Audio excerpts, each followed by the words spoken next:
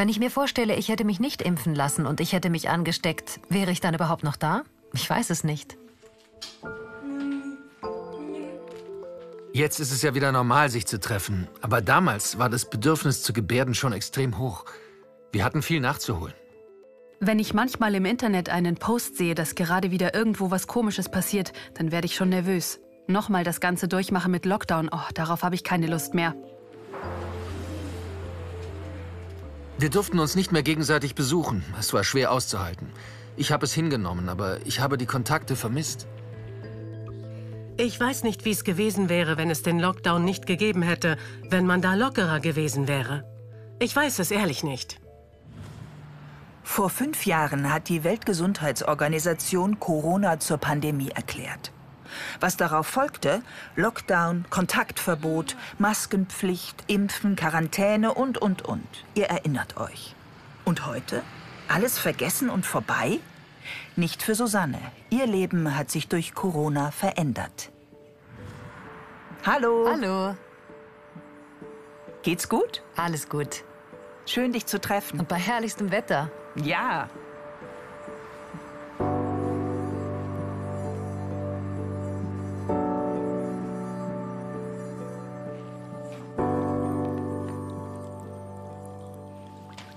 Wie hast du vorher ausgesehen? Vorher?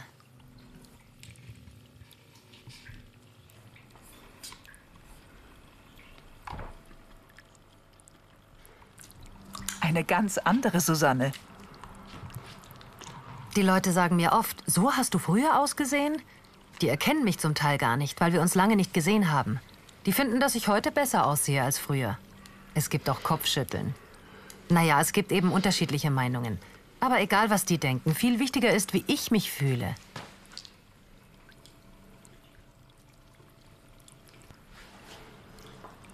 Ich bin Lehrerin an einer Schule. Wir gehörten zur ersten Gruppe, die sich impfen lassen konnte. Ich war so am Zweifeln. Soll ich mich auch impfen lassen? Ja, nein. Ich habe ja auch Verantwortung für meine Kinder. Ich muss sie und mich ja auch schützen. Und dann waren da die Bilder aus Italien, die vielen Toten. Wir haben uns im Kollegenkreis ausgetauscht und ich habe mich schlussendlich für die Impfung entschieden. Der Hauptgrund waren die Kinder. Und auch bei der Arbeit habe ich viel mit Kindern zu tun und könnte mich leichter anstecken. Ich habe mich also dafür entschieden. Auf die erste Impfung hat mein Körper schon sehr heftig reagiert. Nach der zweiten Impfung bemerkte ich an meinem Kopf oben auf den Haaren ein kleines Loch, wo also keine Haare mehr waren. Ein kleines Loch, kreisrund. Was ist das? Ich fand das komisch. Dann die dritte Impfung. Und plötzlich wurde der Haarausfall immer stärker, das Loch immer größer. Ich bin zu meinem Hausarzt und er hatte meine Schilddrüse im Verdacht. Okay, dachte ich mir, also mein Blut untersucht. Und tatsächlich stellte sich heraus, es ist Hashimoto, eine Autoimmunerkrankung. Das war vollkommen neu für mich. Ich habe Tabletten dagegen bekommen. Kurze Zeit später habe ich mich mit Corona infiziert, im März. Die dritte Impfung war im Dezember. Und im März bekam ich dann, noch bevor ich wusste, dass ich positiv bin, diesen Haarausfall. Aber sowas von. Ganz extrem. Ich habe mich sofort bei meinem Arzt gemeldet und ihm gesagt, dass es wohl kaum an meinem Hashimoto liegen kann. Ich nehme ja die Tabletten und verliere trotzdem noch mehr Haare. Er bat mich dann sofort zu kommen. Ich bin dann in die Praxis.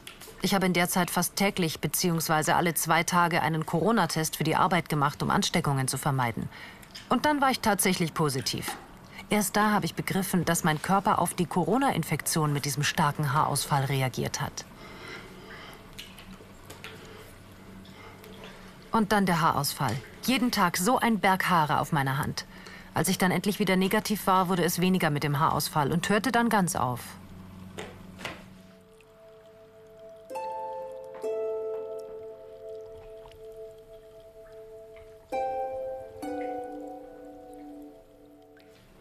Für mich waren meine Haare schon immer wichtig.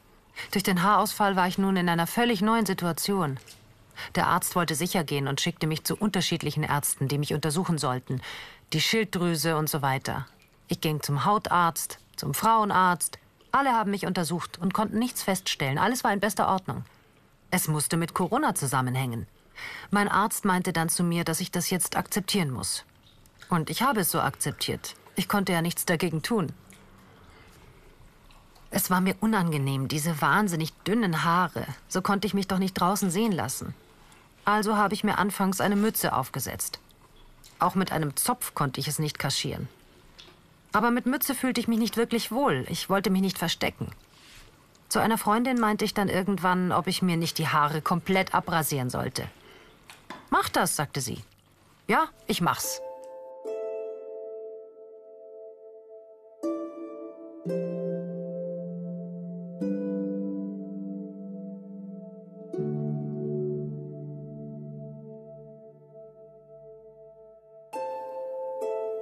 Immer noch Härchen, die runterrieseln. Eine echte Herausforderung. Ich rasierte also meine Haare komplett ab und dann meldete ich mich so bei meiner Familie und den Verwandten und auch engen Freunden zurück. Hallo, ich bin die neue Susanne. Auch auf Instagram postete ich ein Foto von mir, so wie ich aussah. Klar, die Reaktionen, die mich erreichten, waren ganz unterschiedlich. Von positiv bis negativ. Eine sagte mir, das steht dir aber gut. Andere waren skeptisch. Mich erreichten Kommentare. Mein Aussehen würde nicht mehr der gesellschaftlichen Norm entsprechen. Ich wurde kritisiert. Dann hieß es, du musst doch Perücke tragen. Oder hast du Krebs? Oder wie du aussiehst. Ich recherchierte weiter nach Informationen im Internet und entdeckte, dass es eine Folge von Corona, also Long-Covid ist. Das habe ich dann so hingenommen. Dann ging es darum, ob es sich um einen Impfschaden handeln könnte. Ich schrieb außerdem der beruflichen Unfallkasse, weil ich mich ja auch bei der Arbeit mit Corona angesteckt haben könnte. Aber das wurde alles abgelehnt, weil angeblich in Statistiken keine Auffälligkeiten nachgewiesen werden konnten. Das war noch ganz neu und wurde somit nicht anerkannt. Okay, aber der Hausarzt sagte eindeutig ja. Über eine Sache bin ich schon sehr enttäuscht. Und das ist die Politik. Sie übernehmen keine Verantwortung.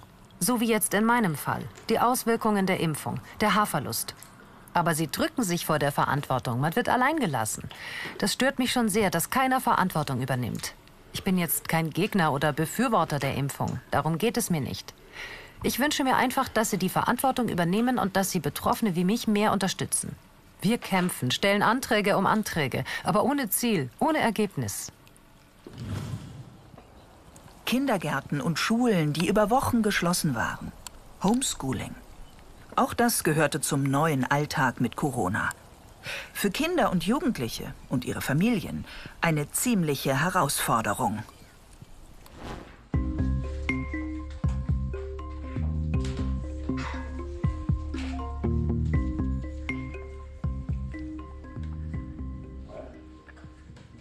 In der Schule ist es besser. Da ist es mit dem Unterricht einfacher. Zu Hause kann Mama es mir nicht gut erklären, weil es zu schwer ist. Dann muss ich es selber versuchen. Dann bin ich ganz ungeduldig.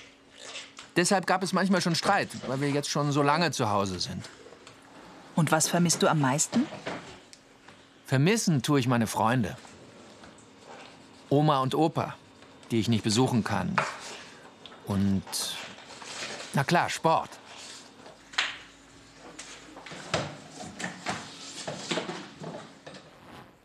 Heute besuche ich Familie Kermer noch einmal. Wie haben Sie die Pandemie überstanden?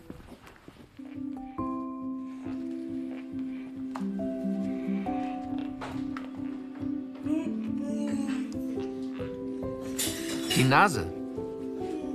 Die Nase und die Augen. Nimm schwarz. Schwarze Augen. Okay, blau.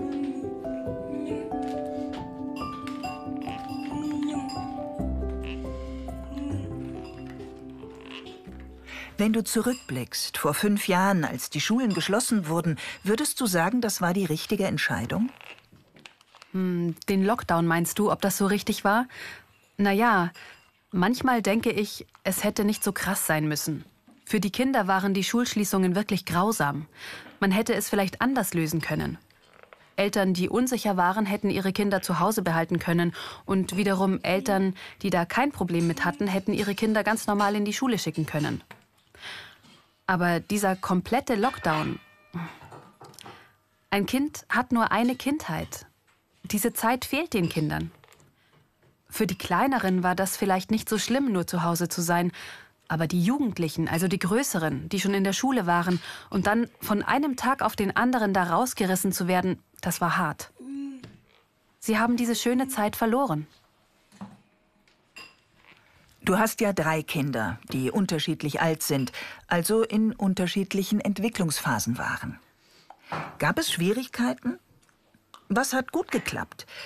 Was waren da die Herausforderungen für dich? Ich würde das gar nicht am Alter festmachen wollen, sondern vielmehr an der Schule, wie dort die Situation war. Lasse betraf das nicht, er war ja zu Hause. Ben, der hatte Online-Unterricht. Im Alltag gab es dadurch feste Strukturen. Von morgens 8 bis 13 Uhr hatte er Online-Unterricht.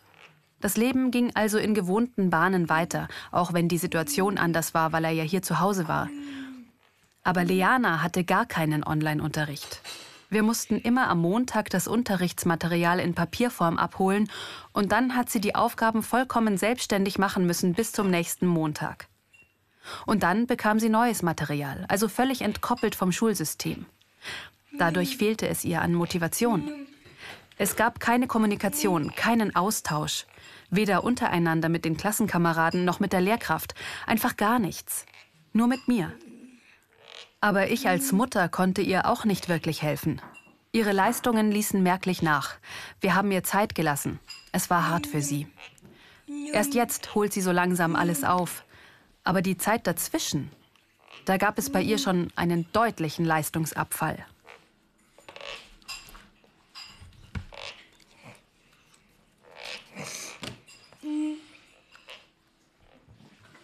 Schau mal.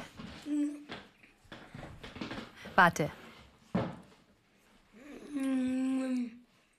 Wer ist das? Das ist Lasse. Ja, das bist du in der Schule. Das bin ich. Mit deiner Schultüte, mit vielen Sachen drin. Ja, mit Schultüte, mit Sachen drin. Damals, während der Corona-Pandemie, ist Lasse ja noch in den Kindergarten gegangen und erst eingeschult worden, als die Pandemie vorbei war. Wie war das? Kannst du das beschreiben? Wie hat sich Lasse entwickelt? Damals merkten wir schon, dass mit Lasse etwas nicht stimmt, dass er eine andere Behinderung hat. Dann bekamen wir die Diagnose Autismus-Spektrum-Störung. So gesehen war die Corona-Zeit eigentlich ein Glücksfall für Lasse. Er war zu Hause bei uns und das hat ihm gut getan. Aber wieder zurück in den Kindergarten, den Alltag draußen, das war schwer für ihn. Er hatte sich so sehr ans Zuhause-Sein gewöhnt. Er hat sich absolut wohlgefühlt, hatte seine gewohnten Routinen. Aufstehen, frühstücken, danach basteln, ein festes Programm. Aber dann wieder zurück in den Kindergarten mit dem Bus, das war schwer. Der Übergang zur Schule hat gut geklappt. Da konnten wir ihn gut darauf vorbereiten, sodass er das gut mitgemacht hat.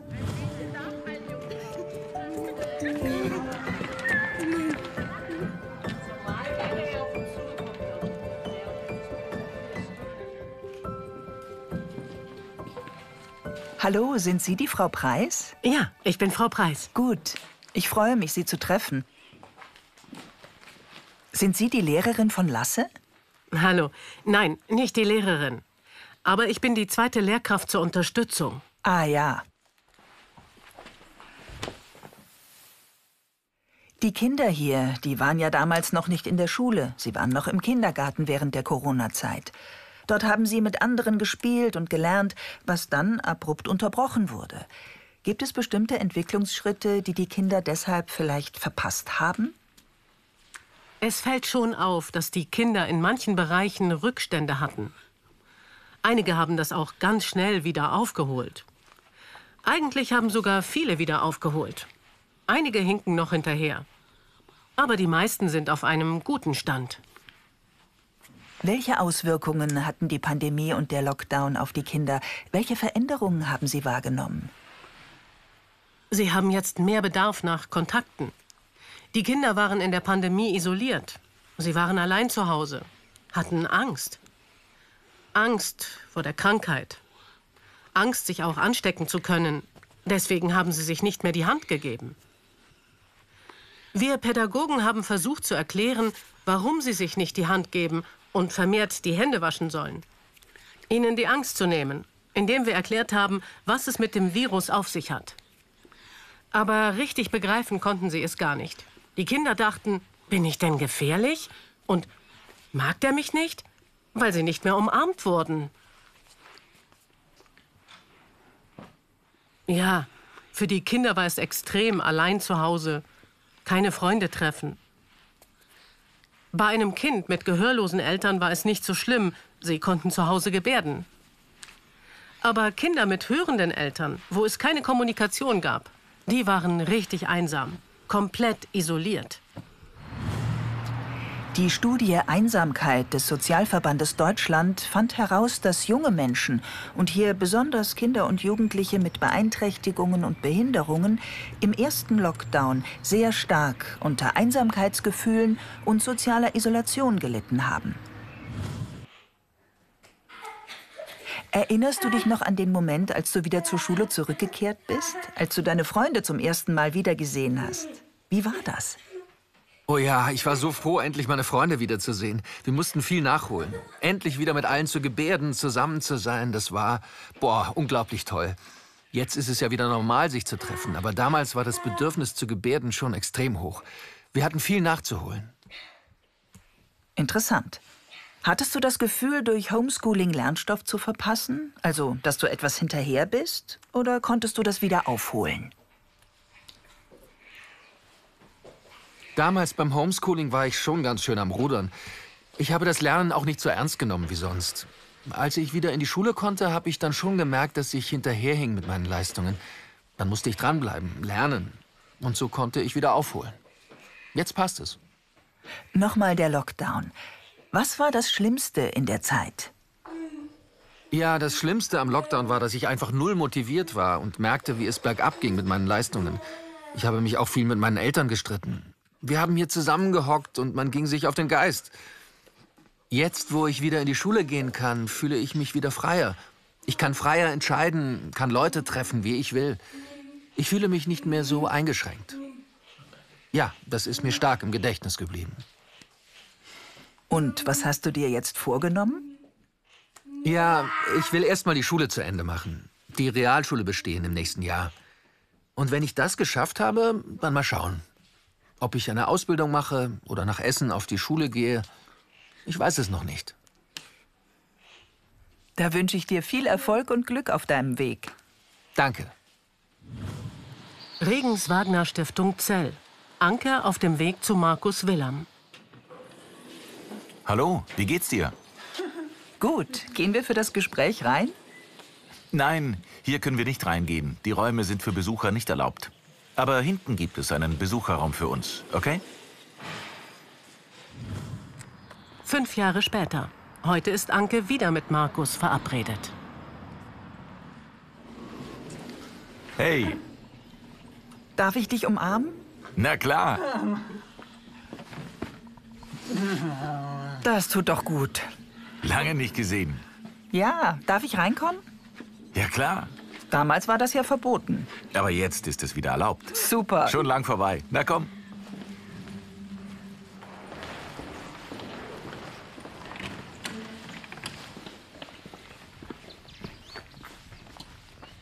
Hier bei Regens-Wagner leben Kinder, Jugendliche, Erwachsene und Senioren, die hier auch arbeiten, nicht wahr? Ja genau, von jung bis alt.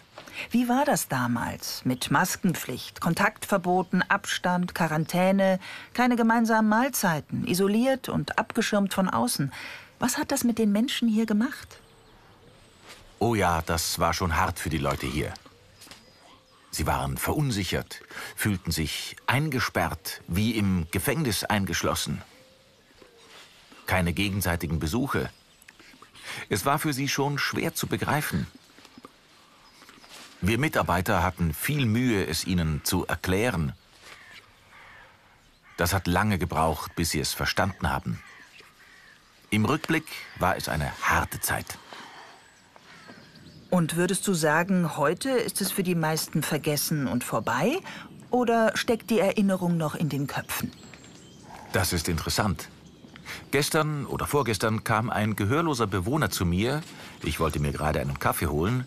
Er war ganz aufgeregt. Ist bald wieder Lockdown. Darf ich dann nicht mehr ins Fußballtraining? Ich meinte, wieso? Wie kommst du darauf? Und er dann, ich habe in der Zeitung gesehen, da stand Corona. Ach, und da verstand ich erst.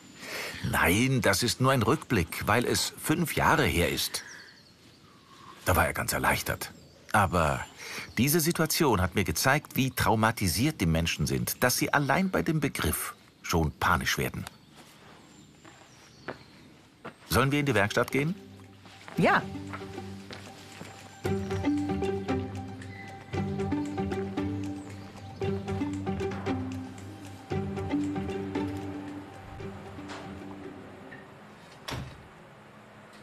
Hallo, Hallo.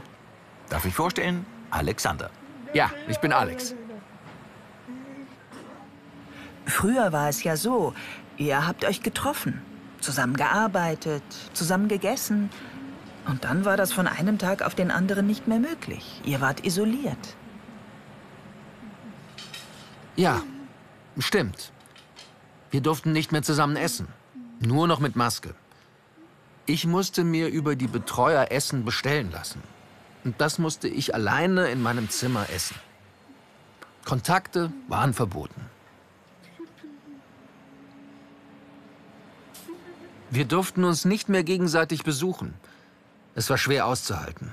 Ich habe es hingenommen, aber ich habe die Kontakte vermisst. Den Austausch. Seit 2, 3 Jahren ist alles wieder normal. Bist du glücklich, dass es vorbei ist? Stimmt. Als die Betreuer mir mitgeteilt haben, dass Corona vorbei ist, habe ich gejubelt. Hab die Masken weggelegt und bin raus. Endlich wieder frei atmen. Gott sei Dank ist Corona endlich vorbei. Auch wenn es echt lang und nervig war. Ich habe die Zeit gehasst. Ehrlich. Ich brauche Kontakte und den Austausch. Fast 3,5 Jahre ohne Kontakte, das war so langweilig. Die Einsamkeit hat mich ganz verrückt werden lassen. Ich will Leute treffen und leben. Vielen Dank. Dir alles Gute weiterhin hier beim Arbeiten. Ich bin froh, dass wir wieder frei sind.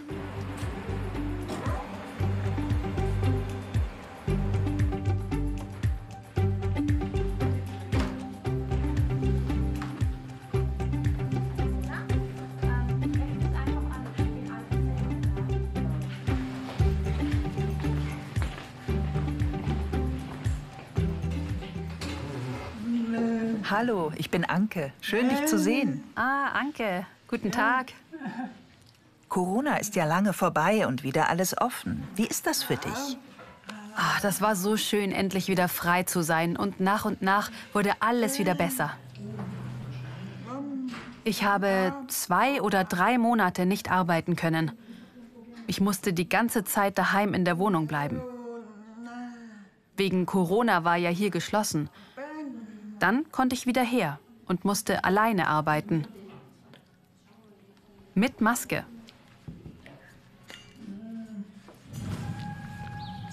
Draußen in der Stadt, in Hilpoltstein, brauchte man keine Maske zu tragen. Aber hier, in den Einrichtungen, musste man sie tragen. Das war eine ganz komische Situation. Die Leute haben nicht verstanden, warum sie hier Maske tragen und täglich Nasenabstriche machen müssen. Und in der Stadt war alles locker. War es rückblickend die richtige Entscheidung, alles zu schließen? Was meinst du? Ich glaube, das war eine ganz schwierige Entscheidung. Denn es sind ja überall viele Menschen gestorben. Hier waren die Regeln sehr streng. Wir hatten aber auch wenig Tote zu beklagen. Ich weiß nicht, wie es gewesen wäre, wenn es den Lockdown nicht gegeben hätte. Wenn man da lockerer gewesen wäre. Ich weiß es ehrlich nicht.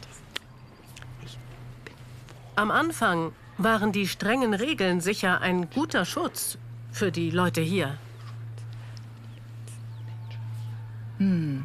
Ja. Vielen Dank für das Gespräch. Die Zeit der Corona-Pandemie haben Menschen, Kinder, Jugendliche und Erwachsene ganz unterschiedlich wahrgenommen, erlebt und auch verarbeitet. Wenn man heute mit Abstand auf die Zeit vor 5 Jahren zurückschaut, die Zeit der Lockdowns, Impfungen, Maskenpflicht, Quarantäne, dann gab es für einige Gruppen ganz strenge Regelungen, bei anderen kaum welche oder gar keine Einschränkungen. Rückblickend kann man sich fragen, ob diese Entscheidungen so richtig gewesen sind. Da hat die Gesellschaft noch viel nachzuholen und auch die Politik ist gefordert, die Zeit aufzuarbeiten. Wie sollte ich damit umgehen? Ich wollte aus der Situation das Beste machen. Das war schon immer so bei mir. Wenn es eine Krise gab oder es mal nicht weiterging, habe ich immer versucht, das Beste draus zu machen. Daran habe ich mich schon gewöhnt.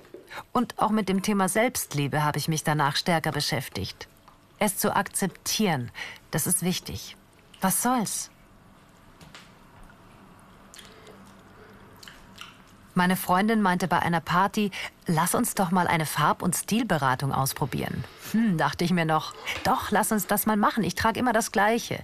Und gleich am nächsten Tag sind wir dann los. Aufschieben ist nicht. Und dann haben wir übers Internet jemanden in Köln gefunden und wir haben gleich einen Termin ausgemacht, an dem wir uns hier in meiner Wohnung treffen wollten. Und als sie dann hier war, hat sie mich beraten. Farben, was passt zu mir, welches Make-up, welcher Schmuck. Und wenn etwas nicht gepasst hat, hat sie es auch gleich gesagt. Früher mochte ich gerne braun- und cremefarbene Dinge. Aber dadurch verblasste mein Gesicht. Es ist völlig untergegangen. Ich sollte knallige Farben auswählen, mehr Kontrast. Daran musste ich mich erst mal gewöhnen.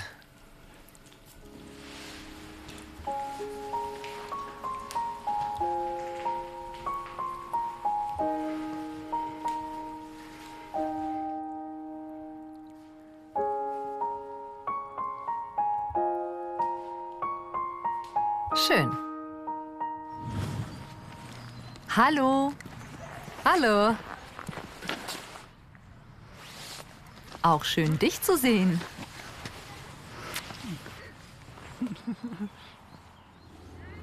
Kannst du Susanne beschreiben, wie du sie vor und nach Corona erlebt hast? Vor Corona war es die Susanne, so wie ich sie kannte. Danach hat sie sich stark verändert.